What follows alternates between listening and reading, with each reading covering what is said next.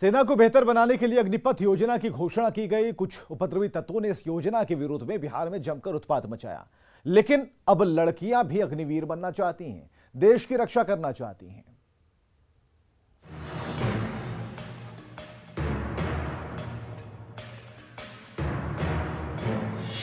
अग्निपथ पर दौड़ेंगी बेटियां। बेटियों ने लिया देश रक्षा का प्रण।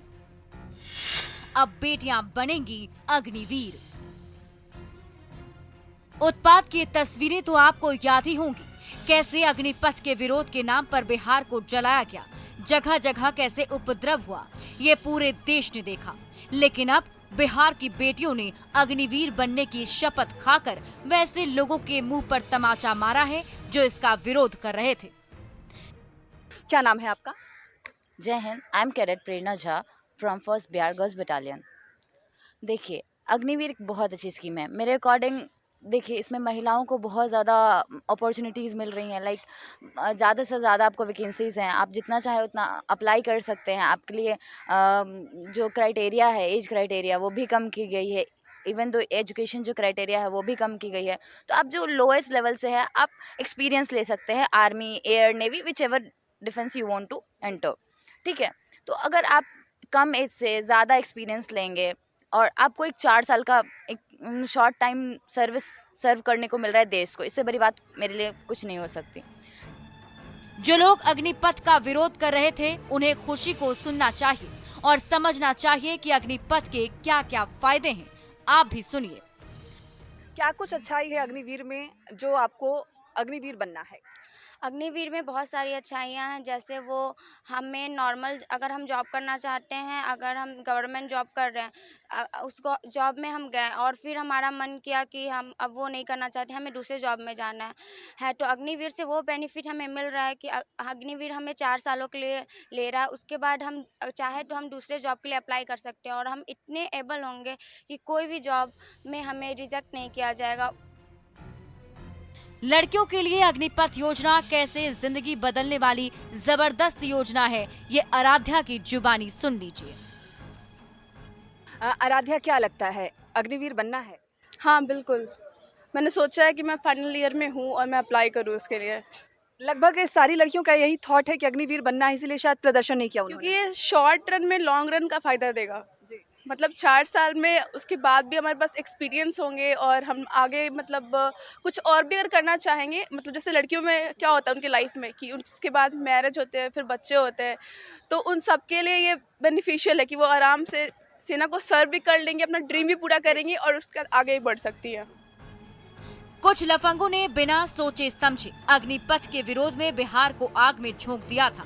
सेना में जाने वाले बहुत से सीरियस छात्र भी उनके बहकावे में आ गए होंगे। वैसे छात्रों को बिहार की इन बेटियों से सीखने की जरूरत है। न्यूज़ 18 के लिए पटना से विनीता मिश्रा की रिपोर्ट। और चलिए, कोरोना को लेकर एक बड़ी खबर हम आपको बताने जा रहे हैं। राजधानी पटना से खबर, जहां एक बार फिर कोरोना विस्फोट हुआ है। 24 घंटे के आंकड़े, जिसमें 67 कोरोना मरीज मिले हैं जांच में। ये बड़ी खबर है। पटना में कोरोना विस्फोट, 57 मरीज है पटना के रहने वाले, 10 मरीज बाहर के हैं रहने वाले। और ऐसे में एक बड़ा जो विस्फोट कहा जा सकता है पटना में कोरोना का, जहां 24 घंटे में आंकड़े चौंकाने वाले आए हैं। और 24 घंटे में जिनकी जांच की गई, 67 कोरोना मरीज मिले हैं, जिसमें से 57 पटना के ही रहने वाले हैं और 10 बाहर के हैं। तो ऐसे में कोरोना से अब डरने की जरूरत है, एहतियात बरतने की जरूरत है, सचेत रहने की जरूरत है, क्योंकि ये बड़ी खबर है। 24 घंटे में 67 कोरोना मरीज, और रोजाना इन आंकड़ों को अगर आप देखेंगे तो लगातार ये आंकड़े बढ़ते जा रहे हैं। ऐसे में जागरूक रहने की जरूरत है और जो एहतियात के तौर पर आप जिस प्रोटोकॉल का पालन कर रहे थे, उसे एक बार फिर अपनाना होगा। पूरे देश की तरह बिहार में भी कोरोना के केस बढ़ने लगे। बुधवार को नए 126 केस मिलने के बाद यह सवाल उठने लगा कि यह कोरोना की चौथी लहर के संकेत हैं।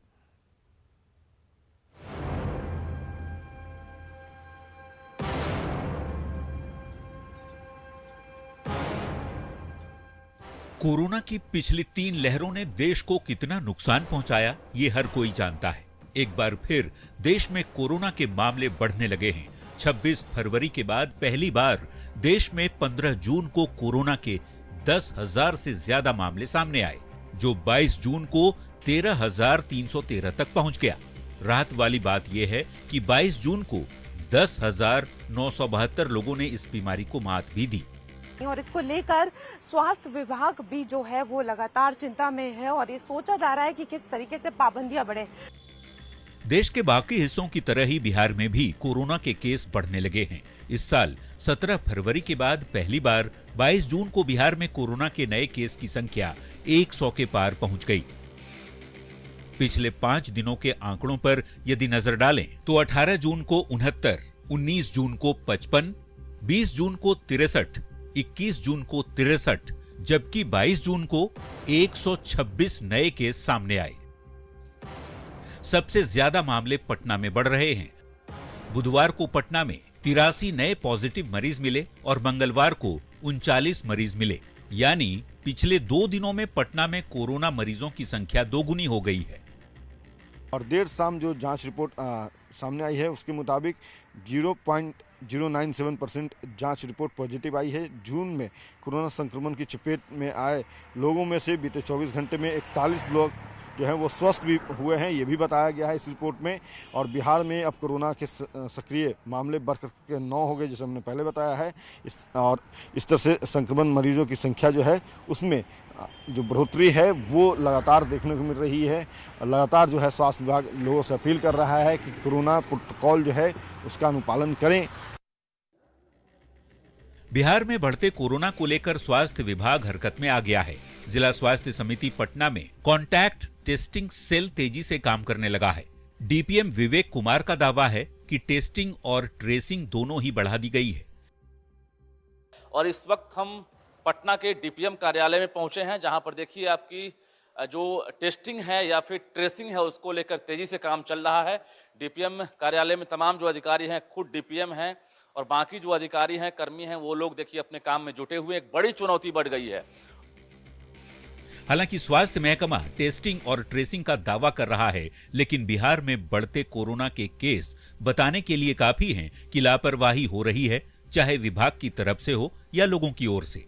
अभी समय है, सचेत हो जाइए, नहीं तो लापरवाही फिर से भारी पड़ सकती है।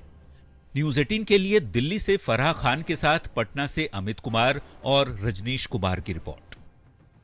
इधर पटना में सीएम आवास पर चल रही जेडीयू विधायक दल की बैठक खत्म हो गई है। करीब 1.5 घंटे तक चली बैठक में मुख्यमंत्री नीतीश कुमार ने विधायकों को कई जरूरी निर्देश दिए और कहा कि सदन में हर सवाल का जवाब मजबूती से देना है। साथ ही सदन जब तक चले तब तक विधायक उपस्थित रहें।